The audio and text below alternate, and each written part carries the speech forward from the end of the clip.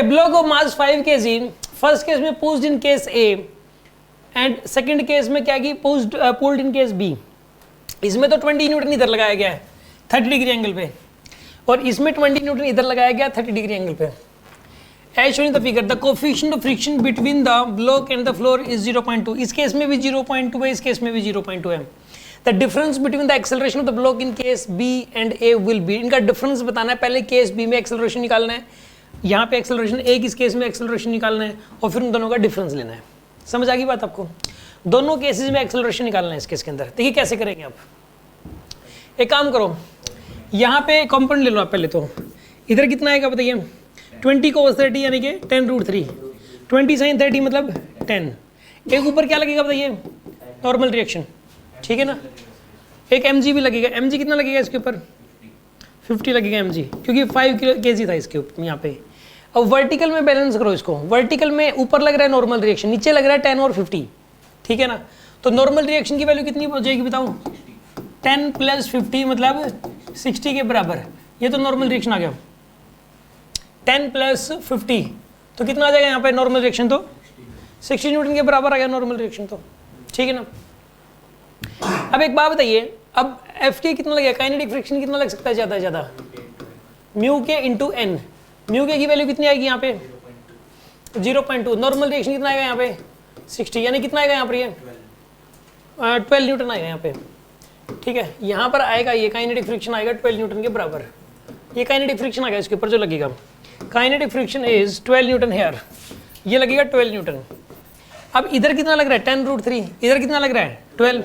तो ये बताओ नेट फोर्स कितना हो जाएगा? नेट फोर्स हो जाएगा यहाँ पे 10√3 इधर है और 12 इधर है। 10√3 - 12, तो 10 × 1.732 - 12, तो कितना आंसर आएगा यहाँ पर? ये 5.32। ये तो नेट फोर्स हो गया। एक्सेलरेशन कितना आएगा यहाँ पे? 5.32 डिवाइडेड बाई में 5, तो कितना आएगा यहाँ पर? ये 0.06। हाँ 1.0, ये कितना आएगा बताइए? 1.06 आएगा शायद, 1.06। ये तो एक्सेलरेशन निकला है अभी, ये तो सिर्फ ब्लॉक ए का निकला है, फिर ब्लॉक बी का निकलेगा, फिर उनका डिफरेंस लेना है, बी में से ए का घटाना है। तो यहाँ पर आएगा, ये आएगा 1.064, ये एक्सेलरेशन आ गया ए का। अभी हमें एक्सेलरेशन निकालना है बी का। अब इसी क्वेश्चन को फिर से सॉल्व करना है। इसी क्वेश्चन को हम फिर से सॉल्व कर लेते हैं। देखिए आप कैसे करोगे, एक काम करो, इसके अंदर ये वाला जो ब्लॉक है, ये वाला जो ब्लॉक है, इसके कंपोनेंट ले लो आप। एक तो इधर आएगा और एक ऊपर की तरफ आएगा। ये वाला कितना आएगा? 20 cos 30। 20 cos 30 कितना हो जाएगा? 10√3। इधर वाला कितना आएगा ऊपर की तरफ? 20 sin 30 मतलब 10 आएगा। एक ऊपर क्या आएगा? Normal reaction. नीचे क्या आएगा बताइए? mg की वैल्यू कितनी आएगी यहाँ पे? 50 के बराबर। mg की वैल्यू 50 के बराबर हो जाएगी, ठीक है। अब इसके अंदर वर्टिकल में मतलब इक्वेशन बना के नॉर्मल रिएक्शन निकल जाएगा। वर्टिकल मूवमेंट कहाँ हो रही है ब्लॉक की? ये किसने का ब्लॉक ऊपर जाएगा क्या? 30 डिग्री पे लग रहा है। ये क्वेश्चन में ये कह रहा है कि अगर ये 30 डिग्री पे लग रहा है, उसके बावजूद भी ब्लॉक तो सीधा जा रहा है इसके अंदर।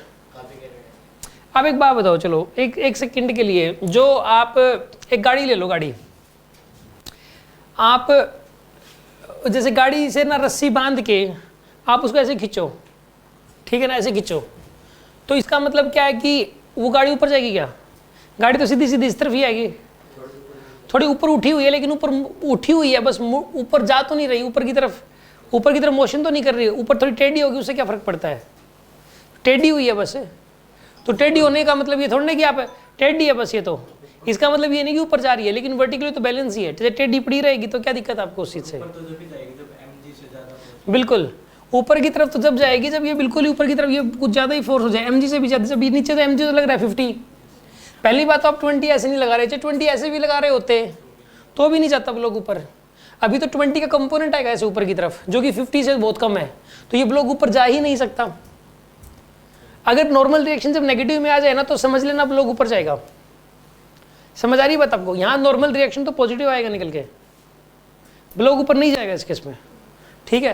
तो यहाँ पे आएगा n + 10 की वैल्यू हो जाएगी 50 के बराबर। तो n की वैल्यू किसके बराबर आएगी यहाँ पे? 40 के बराबर। नॉर्मल रिएक्शन आ गया 40 के बराबर। अब बताओ एफ के कितना निकल के आएगा, बताओ एफ के म्यू के इंटू एन के बराबर निकल के आएगा। म्यू के की वैल्यू कितनी है इस केस के अंदर बताइए, 0.2। नॉर्मल रिएक्शन कितना है यहाँ पे 40। आंसर कितना आएगा इसका 8। फ्रिक्शन कितना लग सकता है इसके ऊपर 8 न्यूटन। अब बताओ नेट फोर्स कितना आएगा इस केस के अंदर, नेट फोर्स कितना आएगा बताइए यहाँ पे। इधर लग रहा है 10√3, इधर लग रहा है 8, 10√3 इधर लग रहा है 8, तो यहाँ पर आएगा ये 17.32 में से 8 घटा दो, कितना आएगा यहाँ पर ये 9.32। तो नेट फोर्स आया। अभी एक्सेलरेशन भी निकालना है इसका। एक्सेलरेशन कितना आएगा 9.32 डिवाइड बाई में 5। आंसर कितना आएगा इसका 1 8 6 ये आएगा 1.86। ठीक है ना, फिर 4 भी आ जाएगा शायद। 1.864 में से 1.064 को घटा दो, 0.8 आंसर आएगा। Answer is 0.8, B option correct है। समझ में आया कि नहीं आया? ठीक है।